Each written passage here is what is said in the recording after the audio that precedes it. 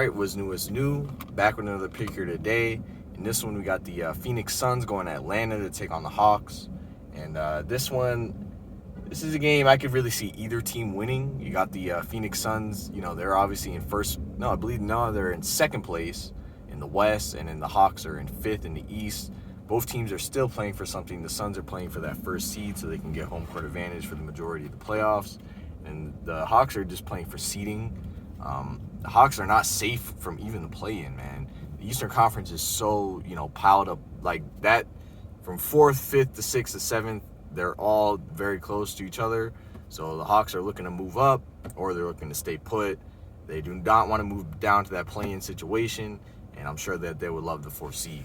So both teams are still playing for something this late in the year. These are games that I usually like to pick where, it's straightforward and you know that the teams are going to hopefully be coming out to play.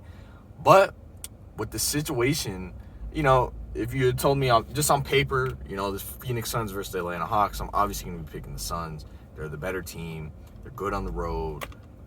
What's not to like? Chris Paul and Devin Booker have been, having both just an amazing season. And the Suns have absolutely overachieved expectations. I know we all expected them to be a playoff team, but no one saw, the 1 or 2 seed in the West, I don't think. So they have been playing amazing. I would love to pick them here. But the fact that they came off of an overtime win versus Cleveland Cavaliers makes me weary.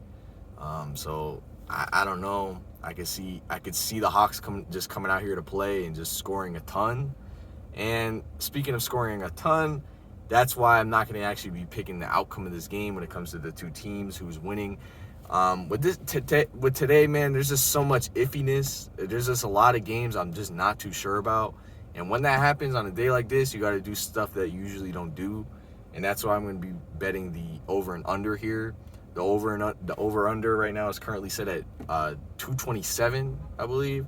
And if you ask me, that's pretty low considering how both these teams have been playing as of late. I mean, you just had the Phoenix Suns give up 114 points in regulation versus the Cavaliers. Cavaliers ended up scoring 118 total, and in overtime, they only scored 4 points. But in regulation, in 4 quarters, they put up 114 against the Suns, so that's not too great.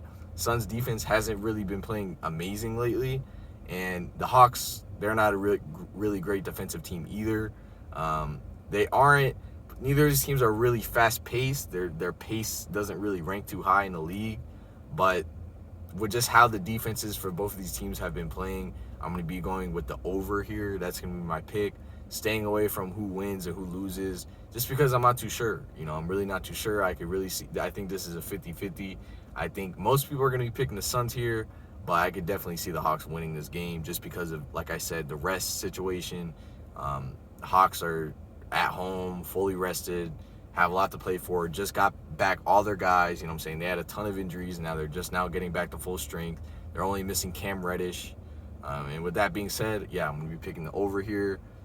Both teams have great shooters, so it's not so much about they're going to be running up and down the court, getting fast breaks and scoring a lot of points quickly.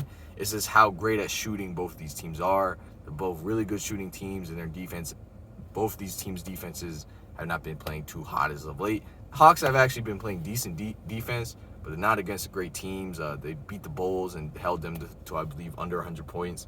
But throughout the year, the Hawks have not been a great defensive team. And any team that has Trae Young at point guard is not going to be a great defensive team because, he can be a liability there. So with that being said, going to go with the over here. We'll see what happens.